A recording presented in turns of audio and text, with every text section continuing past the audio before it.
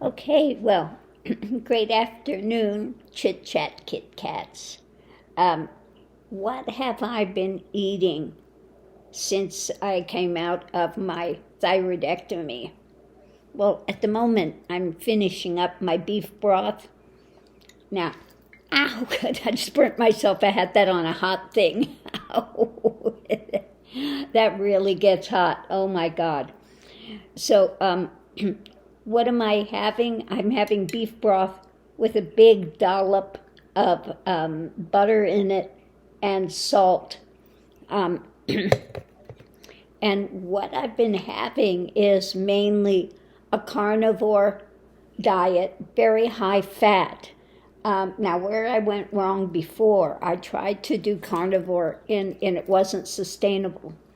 Um, I can do butter really well, but some other types of the animal fats that have been heated, I cannot do so well. So I've found that I've replaced it with butter. Now I have a lot of the one thing that I do eat that's not carnivore or dairy. I do dairy. I do the cheeses, I do cottage cheese, I do eggs also, and meats. And you're supposed to do 20% protein and 80% fat. Most of your calories and energy and stuff is more from fat than it is from the proteins and things. And so what I found when I was doing the opposite, I was doing way more protein and very little fats, it was elevating my blood sugar, okay? It didn't work so well. But now that I've changed it, how I'm having my fats in, I'll do a stick of butter a day, okay? Yeah, at least a whole stick of butter a day. Now I put butter in my coffee. I'll do a bone broth, which is really nice to have, but of course you got to put some salt in it. Another big thing with this diet is you need to have a lot of salt, okay? So, I mean, it boggles the imagination if people think that this is just, you're headed towards a heart attack with this. And actually, since I've been doing this, the doctors can't believe how good my blood sugars and things are, okay? So how I get all my butter down, I'm eating, the one thing I'm not eating that's not carnivore is the Wassa sourdough rye crisps. Now, I'll eat a number of those a day, but I mean, I just really load it up with the fat, okay? Really pile the fat on that Wassa. And the Wassa, they sent me home because they say with the calcium pills, it can bind you up. Well, the rye Wassa sourdough is all fiber, okay? So, everything's been easy breezy, no problem with anything. I'm really getting a lot of my fats in. Now I've done mostly eggs, shrimp, eggs, things that are easy to eat I've been doing. Now yesterday I did finally have some chicken, some little chicken breast things that I had butter and some lemon on those. I had those and I was able to eat those fine. Today I just took out some liver, so I'm going to have some liver later today if it defrosts in time. If not, I'll have it tomorrow. But mainly, that's what I've been doing. And I'm healing up very rapidly, quite well. I have not felt bad. And as far as weight, if I eat regular bread or something like that, I'll gain a couple of pounds easily overnight. Now, I'm not gaining weight on this, even with the thyroid medication that I'm taking, even with having the thyroid taken out. So far, it's been good. But another thing I did add to it is this Thyroid, which it's made by Biotics Research, and this has T4 and T3 in it, okay? Because what they put me on, this synthetic, what do they call it? Levothyroxine, basically the synthetic Synthroid, it has only T4. And from the research I've done, it will not convert to T3 to be usable in the body like it needs to be because you have no thyroid, okay? You need to have some thyroid to be able to convert it. That's why people do much better on the Armor than they do the synthetic. But to stave that off, I bought this myself. And so far, it seems to be working because before my thyroid was taken out, I was gaining weight daily. I mean, gaining weight daily. Now, I had gone up 1 pound, 2 pounds, but now that's going down again. And I think my levels are fine for what I'm taking because I'm feeling fine. Now, I'm still having days where I'm flagging.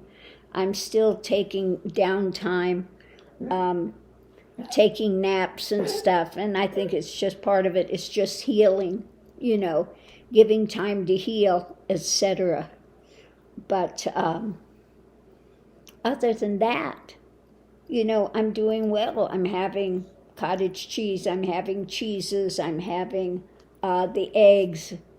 Like I made that little chaffle thing the other day with my pork rinds and eggs and a little bit of onions in it, a little cream cheese, and those worked out really well as well. So, again, we'll see how it goes, how long I can sustain this. But I'm doing much better this time than I was when I was trying to do the carnivore before, and I wasn't getting enough fats.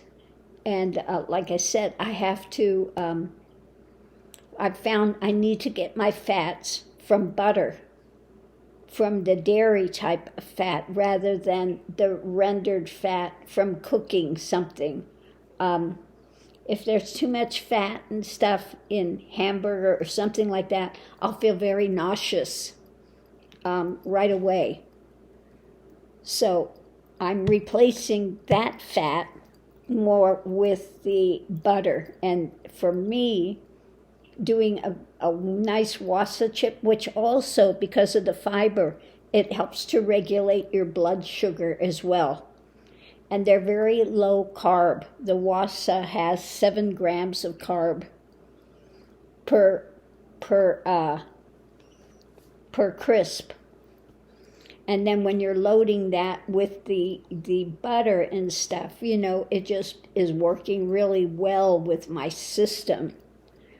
So we'll see, I have not been, now I bought a lot of jellos, puddings, ice cream, the one that's made from the coconut oil. It's that ice cream, no sugars in it.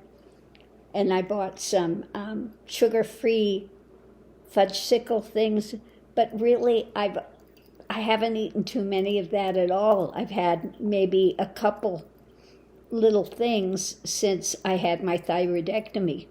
So I'm not really craving those sweets like I was.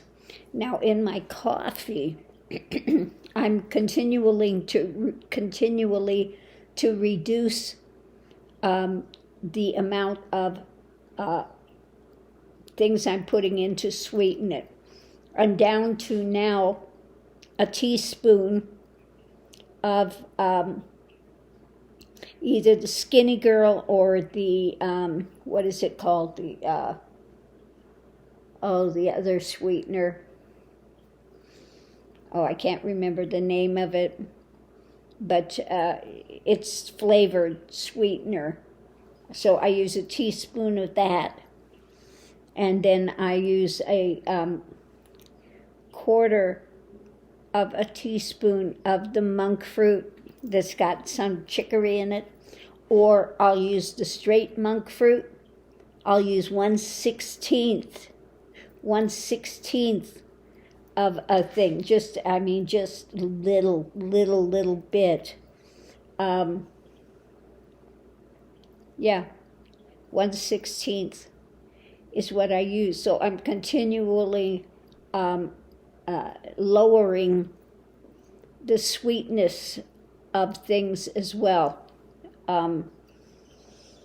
So that's what I'm doing now. The other thing I'm doing is I'll take some nascent iodine as well and put it in my coffee in the morning, because you need to have the iodine, okay?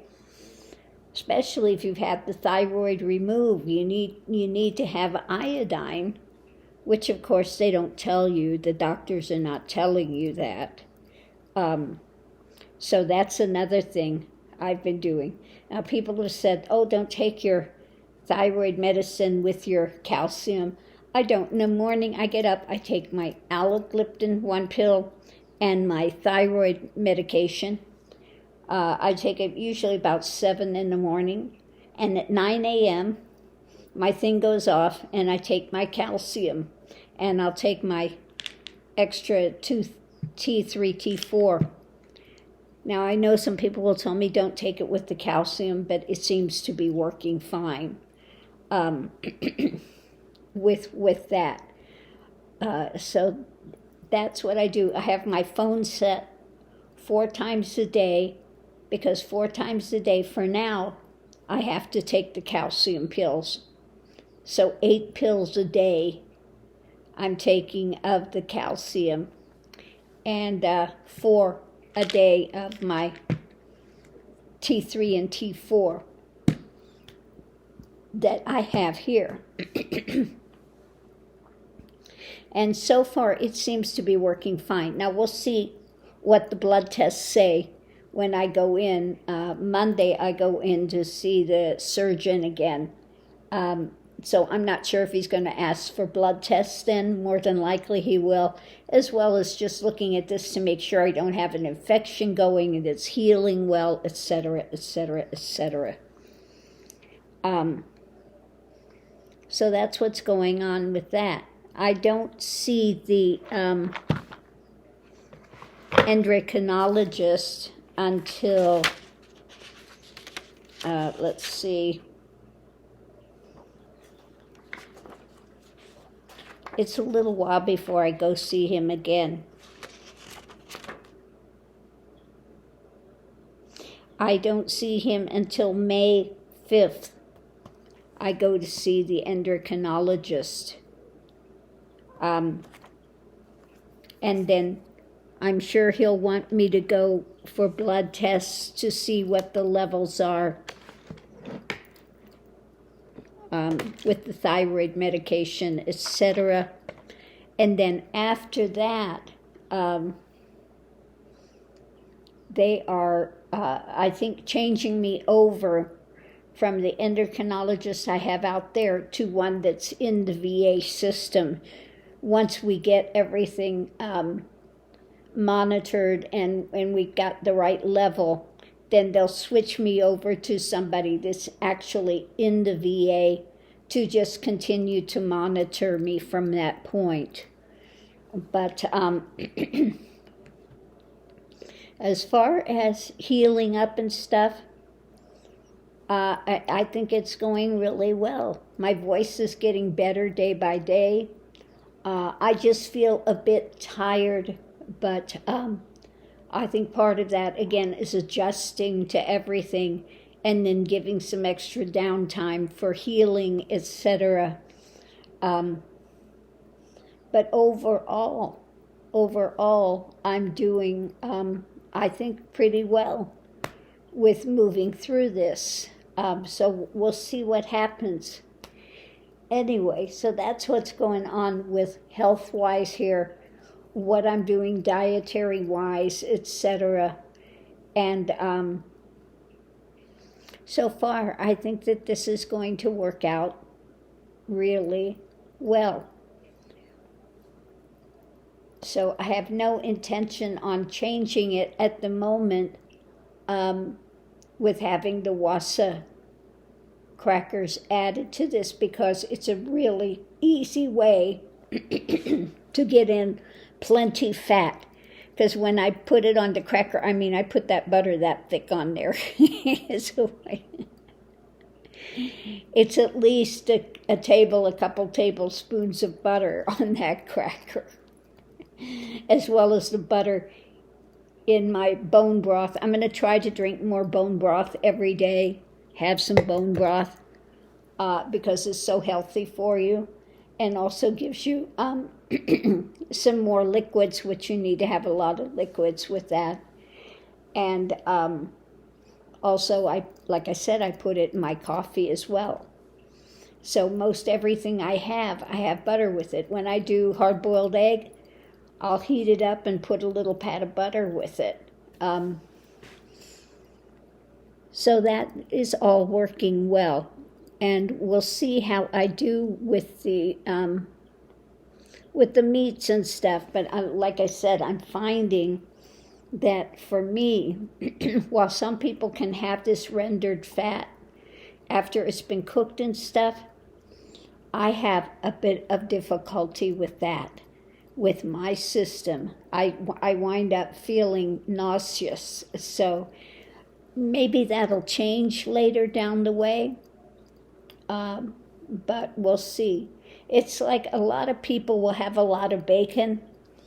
I don't do a lot of bacon. Now, I have been able to recently do 1 or 2 pieces of bacon, and I like them to be a little more fatty and things, but bacon sometimes for me is just so salty. So I'm not as much of a bacon person as a lot of people are. And I can't do a lot of hamburger and stuff. For me, a lot of times I'll just start feeling kind of nauseous. I don't know what it is about the hamburger. Although this last time I did have ground bison, and when I did that and then I put the sour cream on it, it was much better for me. I did much better eating it. So anyway, we'll see how this is going. But so far, it seems to be going well. Much better than when I tried it the first time.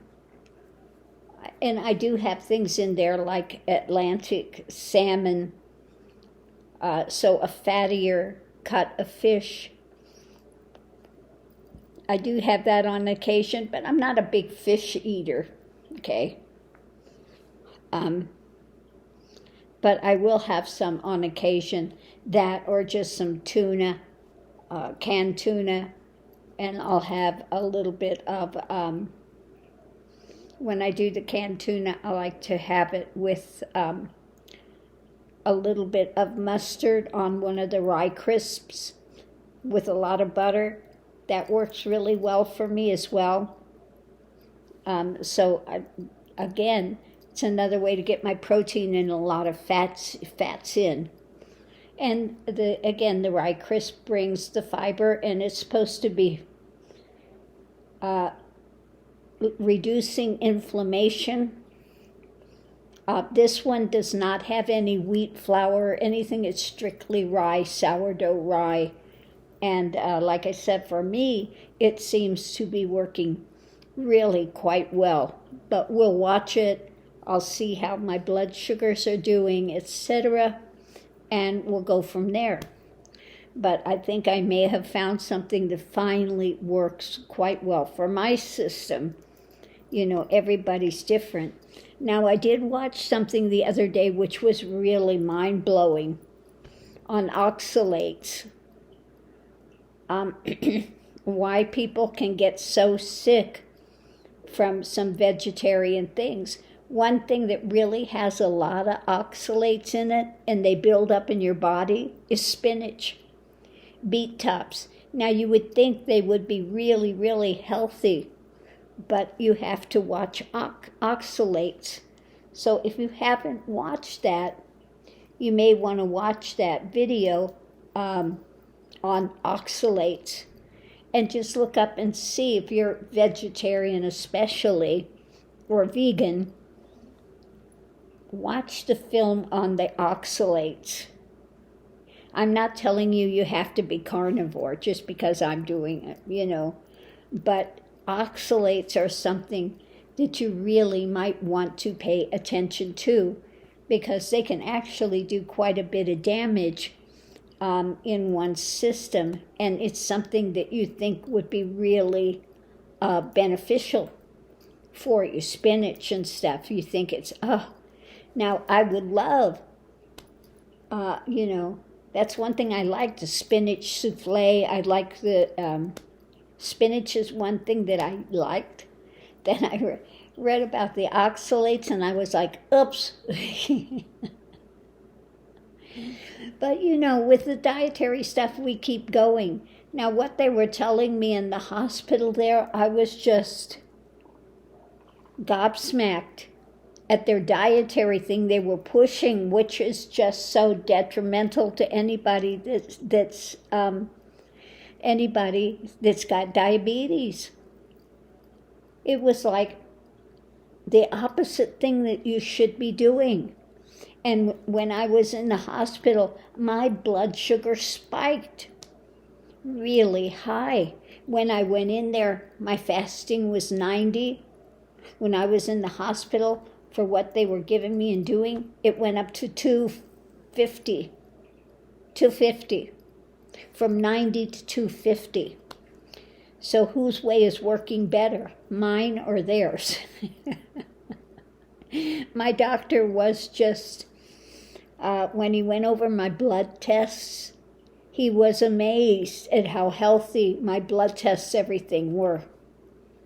And it's because I'm doing the carnivore and the high fat, okay? And I'm not doing the carbs. I was doing very limited vegetable things, but that I've since really backed off of that as well, and the fruit and everything. So, again, that's just me. I know some people will want to argue about that and say, you've got to have carbs, you've got to have this, you've got to have that. No, my God. But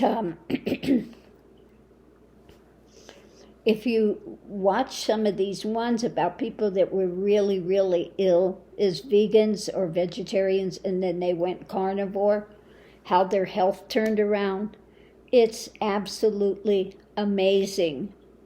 And like I said about the oxalates, and really this diet, they think, oh my God, you're having a lot of salt, you're having a lot of fat, you're going to have a heart attack.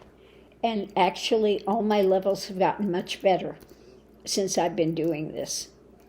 So, we've been filled with so much misinformation and drama that, you just have to take the time and find out how your body responds to these things, okay? Don't just take my word for it or somebody else. You just really have to try it and give it time for yourself to see where your levels and things are going. And then you may have to adjust things. Like for me, I had to adjust, and I found out that I can do butter without a problem. But if I have rendered fats, that I get very nauseous from, and I can't do those. So anyway, that's what's going on here. Thanks for tuning in, and I'll see you online. Much love and light to everyone. Be healthy, be well.